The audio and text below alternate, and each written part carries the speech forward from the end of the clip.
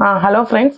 இப்போ முளை கட்டுறதுக்கு என்ன துணி எடுத்திருக்கோம் அப்படின்னா, சணல் சாக்கு இருந்துச்சுன்னா சுத்தமான சாக்கா இருந்தா ஓகே. அப்படி இல்லைன்னா இந்த மாதிரி திக்கு கிளாத்தை ஈரத்துல நினைச்சு நல்லா புழிஞ்சிருங்க. தண்ணி சொட்டக்கூடாது. இது ஈரமா இருக்கணும், அவ்வளவுதான். தண்ணி சொட்டக்கூடாது. இந்த மாதிரி ஒரு போனி எடுத்துக்கோங்க. போனியோ இல்லை எந்த ஒரு ஹைட்டான பாத்திரம் இருக்குதாலும் எடுத்துக்கோங்க. எடுத்துட்டு இந்த ஒரு போர்ஷன் இருக்கு இல்லையா, ஒரு சென்டரு ஒரு கார்னரு, அதை வந்து இப்படி உள்ள விட்டுருங்க. உள்ள விட்டு கீழே வந்து அதை இப்படி ஸ்ப்ரெட் பண்ற கீழோட அது இருக்கணும். அந்த மாதிரி வச்சிருங்க. அந்த எல்லாத்துலயுமே ஈரம் இருக்குது. அதே மாதிரி அடுத்தது இந்த இது இருக்கு இல்லையா, முடிச்சு நம்ம வந்து மூட்டை கட்டி வச்சிருக்கோம் இல்லையா, இதுலயும் வந்து லைட்டா ஈரம் இருக்குது. தண்ணி ஆனா சொட்ட கிடையாது, ஈரம் மட்டும்தான் இருக்கு.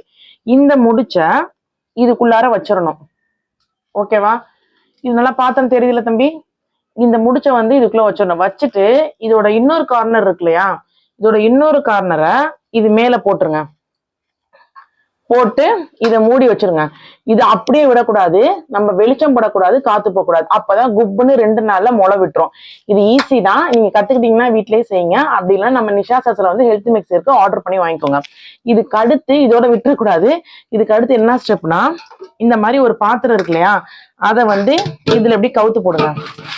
கவுத்து போட்டுட்டு இதை கவுத்து போட்டுட்டு அடுத்து இதுக்கு மேல ஒண்ணு இல்ல ஒரு கிச்சன் இருக்கிற மாதிரி டைரக்டா ஒரு பாத்திரம் இருந்தாலும் அது பெருசாவே மாட்டிக்கலாம். இப்ப நான் வந்து இதுக்கு கரெக்டா செட் ஆகணுங்கிறதுக்காண்டி உள்ள ஒண்ணு போட்டுட்டு மேல இந்த மாதிரி கவுத்து வச்சிருக்கேன். இது இப்ப 2 நாள் விட்டுறலாம். 2 நாள் விட்டுட்டு இது முளை கட்டினது எப்படிங்கிறத நான் அடுத்த வீடியோல காமிக்கிறேன்.